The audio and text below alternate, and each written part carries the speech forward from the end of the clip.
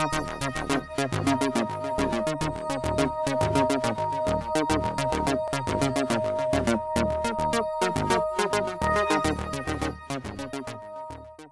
pēdējās dienas miljonu uzmanību visā pasaulē piesaistīja Red Bull Stratus projekts, arī Latvijā norisinājās gan aizraujoši notikumi. Piektdien, 12. oktobrī no Skrīvera meteoroloģiskās novērošanas stacijas palaist Latvijas pirmā kosmiskā zonde Zino 1. Zonde sasniedz 31 km augstumu, lai video iemūžinātu Latviju no stratosfēras vidējiem slāņiem. Lai gan tas tehniski vēl nav uzskatāms par kosmosu, projekta vadītājs Pauls Irbins norāda, ka šādā augstumā spiediens sasniedz vien 1,3% no spiediena uz Zemes jūras līmenī, tāpēc vides apstākļi ir salīdzinoši pietuvināti atklātam kosmosam. Palaišanas procedūra noritēja pēc iepriekš plānota un rūpīgi izstrādāta scenārija. Tika izveidotas 5 atsevišķas komandas, katra ar savu specifisku uzdevumu.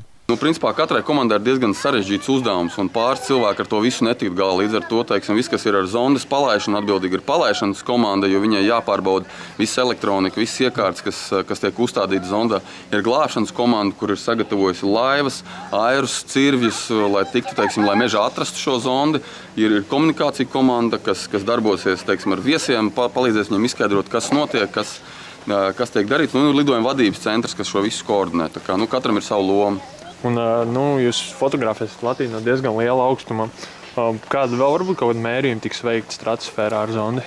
Pagaidām pirmajā zondē mēs to nedarīsim. Ja šis projekts būs veiksmīgs, ja šī misija būs veiksmīga, mums ir jau plānā uzstādīt arī nākušajā zondē sarežģītākas iekārtas, kas mērītu spiedienu, temperatūru, kas varbūt arī viņu vadītu, nokrišanas procesu vadītu. Tā kā tālākajā zondēs tas droši vien tiks realizēts.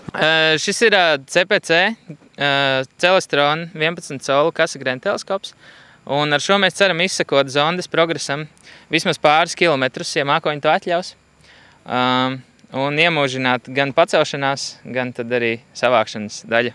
Varbūt vakarā ar šo teleskopu, ja savākšanas daļa ievilksies, tad vakarā varbūt līdzjutējiem vēl atļausim paskatīties debesis. Kā tev šķiet, vakarā būs šie līdzjutēji vēl izturīgākie palikuši?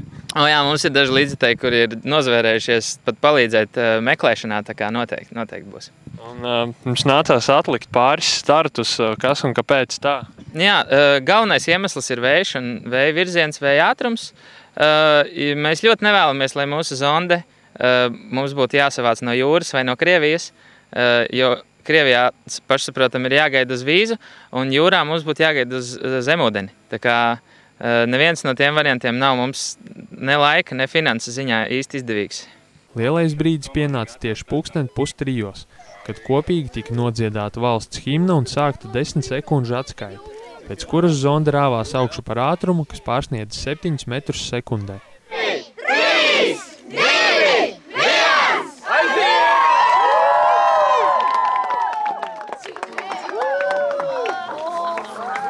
Lidojuma augstāko punktu zonde sasniedz pēc stundas un 7 minūtēm, kad pārsprākstot ar ūdeņradu pildītiem balonam, uzsāka savu lejupceļu.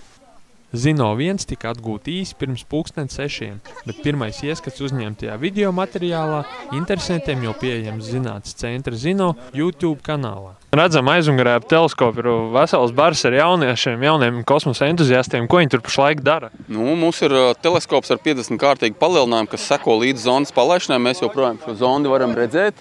Un arī jaunieši teleskopā var redzēt zonas pacelšanos un kā viņi uzvedās augstumos.